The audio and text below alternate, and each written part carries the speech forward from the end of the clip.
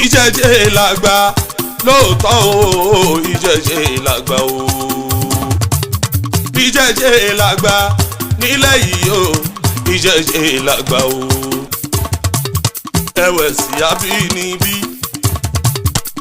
ẹ jẹ́ ká bọ̀wọ̀ fún ṣẹ̀ṣẹ̀ o ìṣẹ̀ṣẹ̀ làgbà nílẹ̀ yìí o. Sọ̀búrì àdìyó àṣeyọrí fújì kékulé gbọ́ kó sọ fún koko kọ́mọ ènìyàn kó sọ fènìyàn o. On the 25 May 2024 ọjọ́ yẹn la máa wúyè o apàṣẹ òòṣà lájàrá tọpá Bobby Street Lagos àjàrá tọpá nílùú Badagry o.